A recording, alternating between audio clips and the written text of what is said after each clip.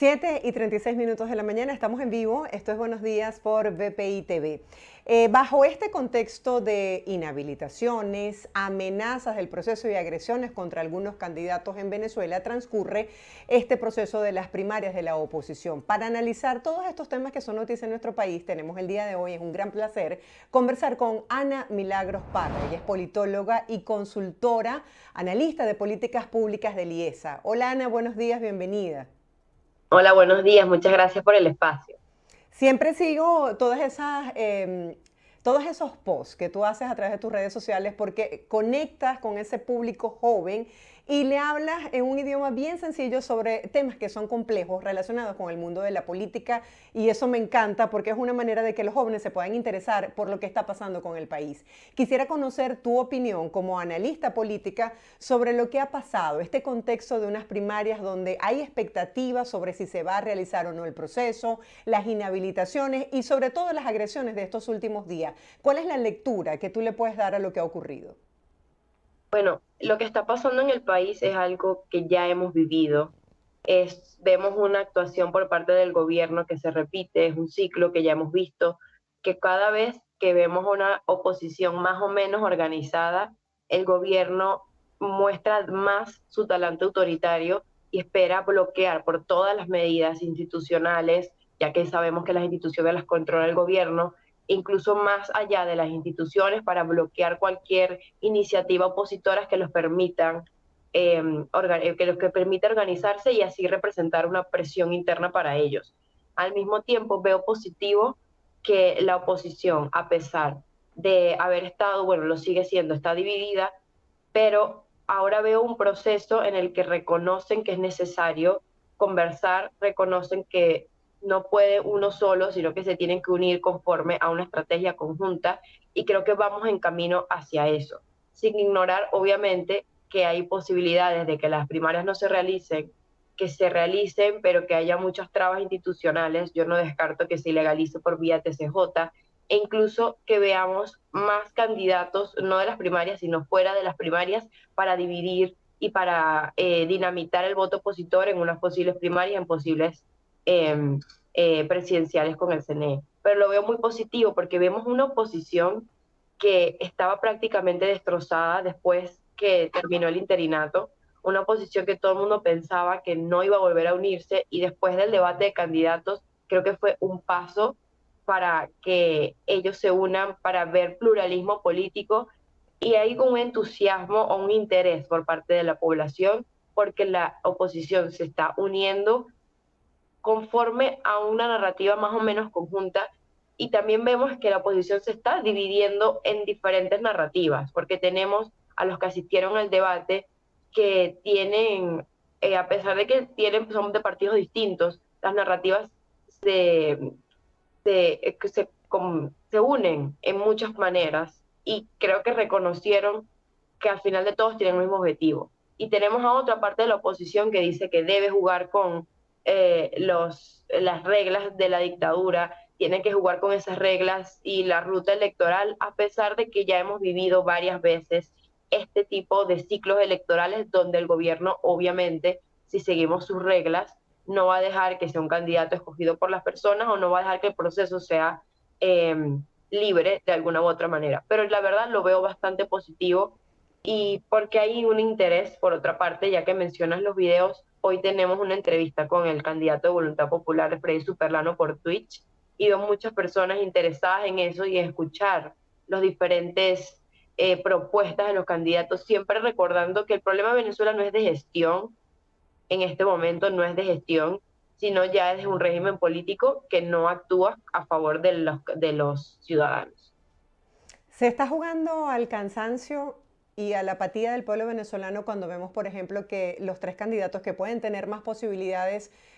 han sido inhabilitados. Es decir, hay mucha gente que dice, ¿para qué voy a participar en un proceso si al final no los van a dejar que puedan llegar a las primarias o que las mismas primarias se puedan realizar o no? ¿Tú crees que eso tiene el efecto con el cual se han hecho estas acciones? Creo que es todo lo contrario. Sí hay una variable de desgaste, porque no es fácil que escojas unos candidatos y saber que o están inhabilitados o que se tiene que crear una estrategia alterna. pero si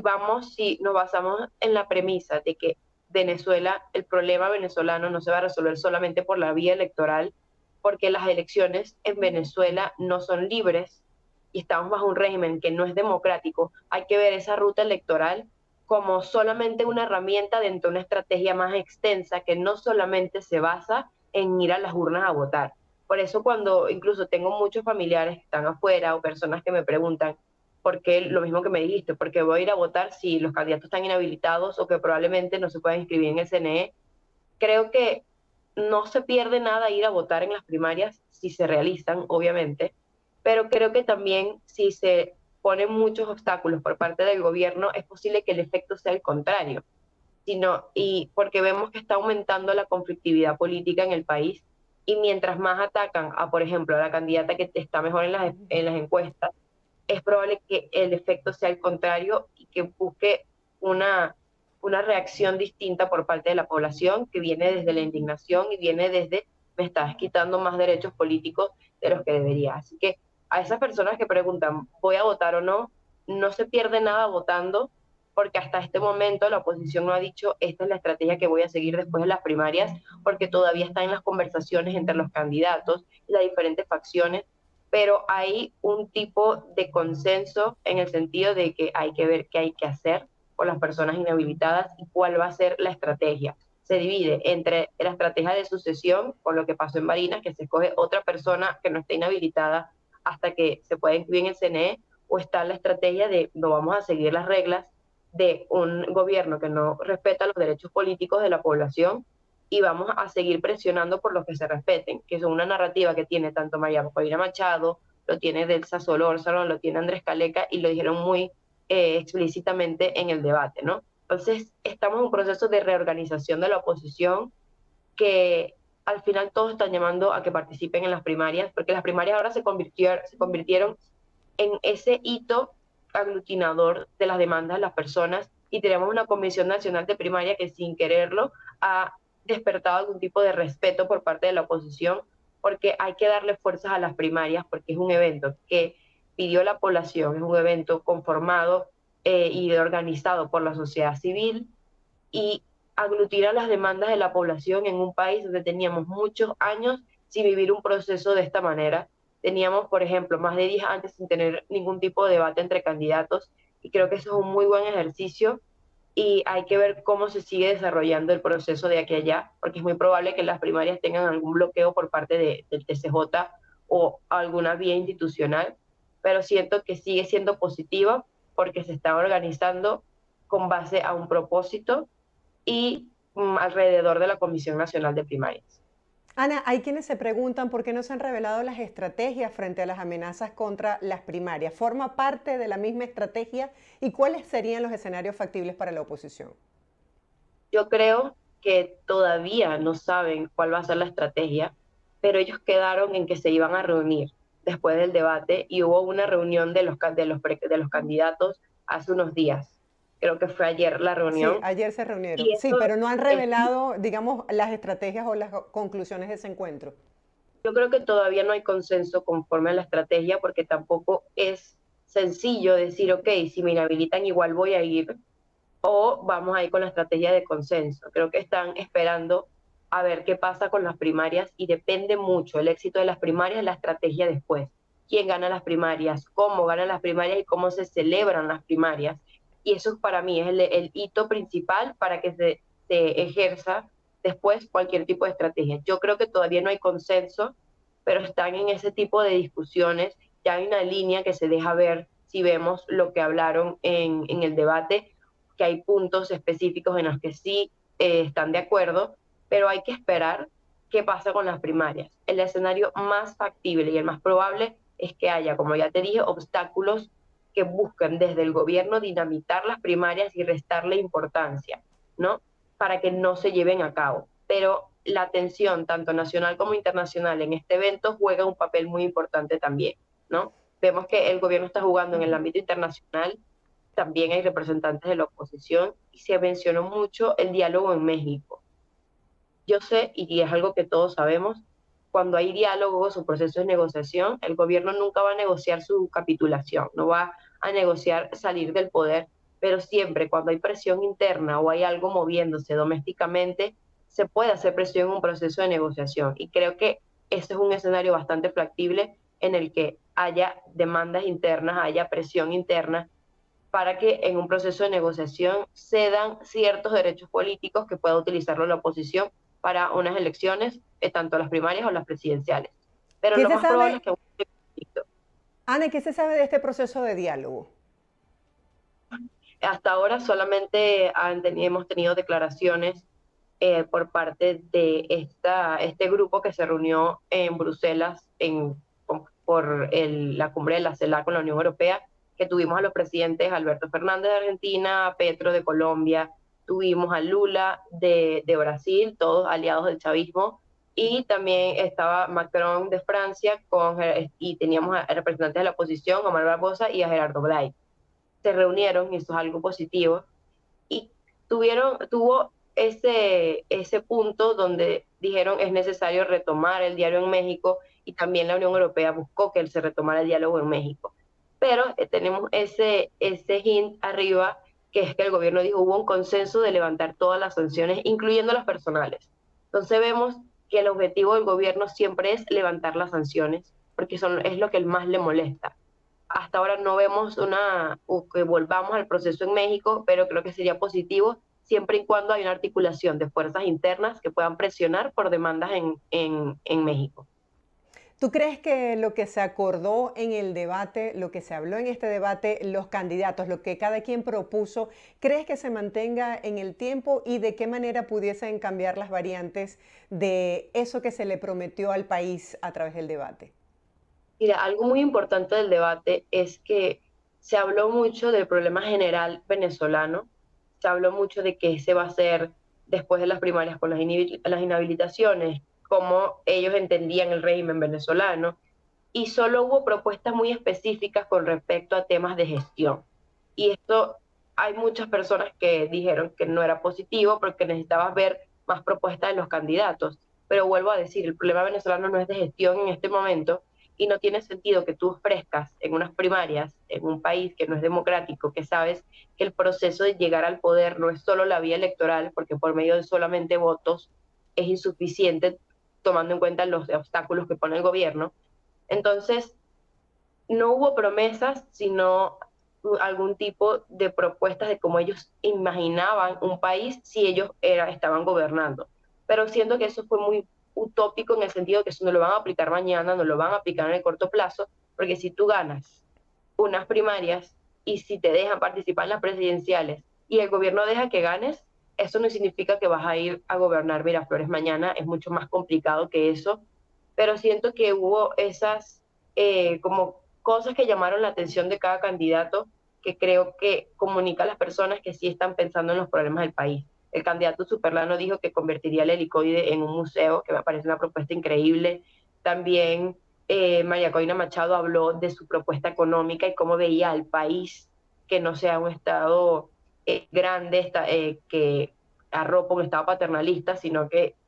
le dio la importancia a la individualidad y a poder ejercer sus derechos económicos. Y así fueron todos los candidatos, bueno, la mayoría, pero como dije, no eran propuestas de gestión, era más cómo veían el país y qué más o menos podían hacer ellos en las distintas aristas que se dejaban caminar en el juego político. Creo que no hubo promesas más allá de propuestas en el diálogo, fue un lugar de pluralismo donde se encontraron los candidatos y se dieron cuenta que hay que reunirse y hay que hablar más allá de competir para las primarias. Y por eso no fue un debate específicamente de que ellos intercambiaron o hubo ese back and forth en ideas, sino fue más, esto es lo que yo pienso,